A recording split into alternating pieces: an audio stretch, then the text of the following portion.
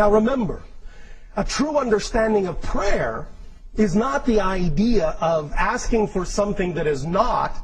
The true vibratory state of prayer is one of gratitude for that which already exists. Because everything already exists. Even the thing that hasn't manifested from your point of view already exists. So the idea of asking for something in prayer is actually the function of being in the state, the vibratory state of being that knows such a thing is already within you, is already given to you.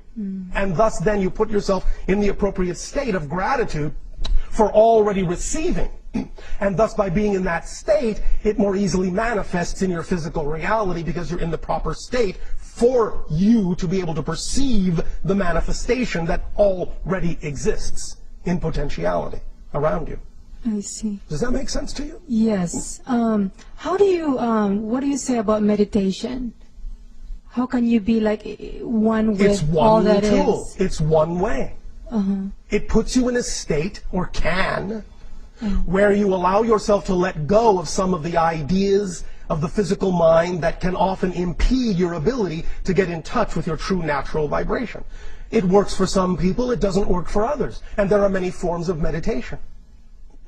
Sometimes, if someone is painting a picture, that's a meditation. If they're singing a song, that's a meditation. If they're sitting quietly in their garden, that's a meditation. If they're standing in the shower, that can be a meditation. It just depends on what works for you in terms of getting you into that centered space of perfect peace and balance. How do you keep in touch yourself with your higher self? I told you how to keep in touch. Because you always forget. No, you don't always forget. That's a belief. It's a belief that makes it seem as if you always forget. You see, you're making choices. Every moment you're making choices. The way you allow yourself to understand what choices you prefer is to believe that those choices are valid and make them. That's really it.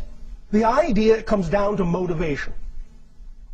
Every choice you make is based on the fact that you're motivated to make that choice. What motivates you? That you have a belief attached to making that choice as being the best one. Understand this mechanism about motivation. And this is true for all of you, without fail, including you. No exceptions. You will always choose what you believe is the most pleasurable, and you will always move away from what you believe is the most painful. Now there's the key. It doesn't mean you will not choose painful things.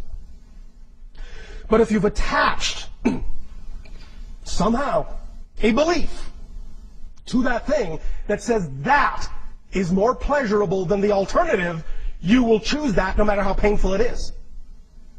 So it's about getting in touch with what the belief is, how you've attached it, why you may have attached a more negative belief to something that might actually be more representative of your passion, and switching those beliefs so that the one that doesn't serve you has the belief that says that's more painful, and the one that does serve you has the belief that says that's more pleasurable. Because as soon as you do that, believe me, you'll choose the one that's truly more in alignment with your truth, more in alignment with your passion.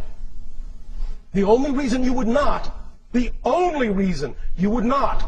is because you have a belief, maybe unconsciously, attached to that says that's not the thing to do. Might be fear of the unknown, might be fear of a lot of things. But you have to discover that. But you all make your choices based on that motivation. What you have defined as more pleasurable, you will always choose. What you have defined as more painful, you will never choose.